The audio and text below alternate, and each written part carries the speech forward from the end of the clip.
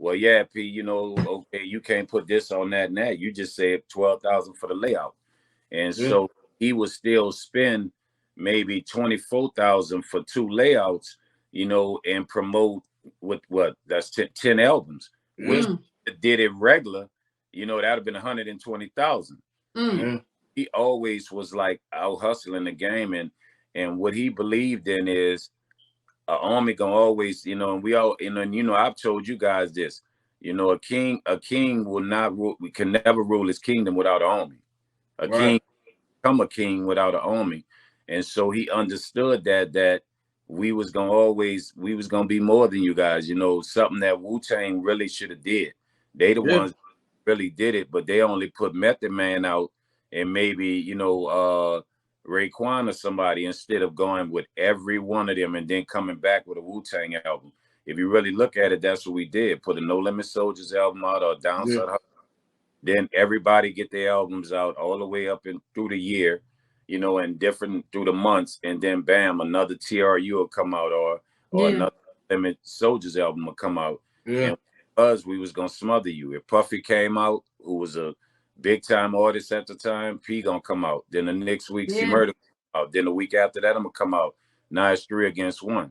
Right. Yeah. So we And And gonna it just works. speaking of some of the albums and things you've put out. So I'll start with, in 2000 you put out your first independent album, which was War Is Me Part 1, Battle Decisions. And then also in 2001 you released your fourth album, which was Take a Sip. That and then also in 2003 you put No More Questions out. my I'm just going down favorite, the list because I want to my favorite. That's my favorite album. I'm just going down the list because I don't know if people really know your resume Yeah, Yeah. when I say you deep into the music. So I really want to, I'm reading them off because I want to give yeah, you respect. I want yeah. to give you, I'm just shooting out there. Like, you really put out some classics, and in Hmm. 2000 and, I'm sorry, in 2000 and, it says 2008 through 2009, you released Life Insurance 2, Hard Music, and Gangsta One More Time.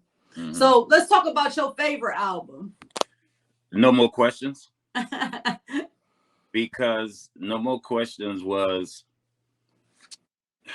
it was deep for me, because at that time I walked away from everything, and it was like I was happy raising my kids, bringing them to school every day, going pick them up. At the time I was married and she was going to school, so it was like, you go find your career, I'm gonna stay home, we got the bills and whatever. And it was like I would watch, and the funny thing, I was around in Texas, the Zeros, and I would see Scarface, I would see Slim Thug, and be around these guys, and that's when I start finding myself for saying I'm gonna be myself and rap. Mm, I usually rap, and this was the first album that I had no one over me. Even at War Is Me, even though they gave me a budget, I still had people over me, with yeah. and things You like, had full control. yeah, and this was what I wanted to do. And I think that was like that beginning of me finally rapping the way I want to rap, and the songs on there was deep, because now I was seeing P life. I was getting up, going to studio, coming back in late, getting up, making sure the kids get to school, and then making sure my producers and my team was paid and taken care of, getting on flights to Cali, coming back, then going to New Orleans, checking on my mom, making sure they straight, and was given like, money up front.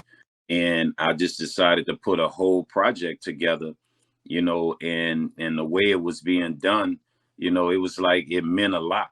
You know what I'm saying? And I was taking chances, like he took on KLM with two producers out. Well, one producer, you know what I'm saying, and then another guy, Jeff, who was like my guy, like P had Boz. It was like mimicking Mhm. that whole situation. And that album, I just loved the songs that I did. And the sad part about it, that label, I don't know what they were doing. You know what I'm saying? They gave me and Sticky Fingers a bunch from Onyx, a bunch of money. You know what I'm Mm. saying? And to put albums out, and then we both showed up like a week later after our albums come out, just to holler, see about the numbers, and the door was locked, the empty office was empty. You Mm, Mm. We were given our the company that it went through, you know, they was paying us as we have the album make money, the label was nowhere to be found. Hey, but you got your check. Hey, at least they cut the check before they left. God is good. You laugh about something. Hey, and then also after that, you managed to release more projects during like 2013 and further on with Street Dreams and Fallen Soldier, and I know numerous mixtapes and projects.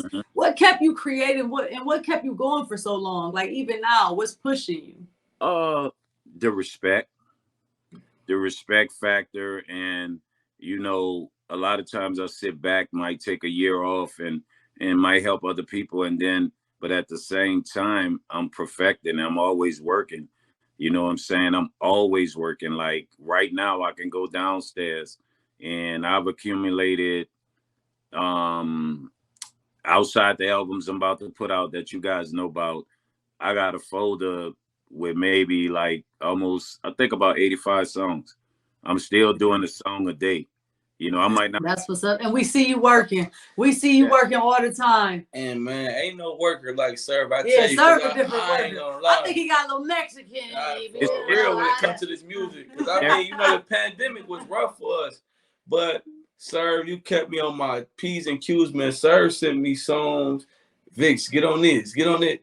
Man, I wasn't even rapping through the pandemic. Hey, bro, you don't even know now. He get on my nerves. I be threatening to tell him. I'm going to tell Serv on you. That's true. Call me. Yeah. You sent me them songs that kept me on my P's and Q's. But let's talk a No Limit reunion tour, man. How that tour treat you, man? Y'all selling out shows, man. And that's the most craziest thing that you have going on right now. Like that's to the public that people can see and be a part of.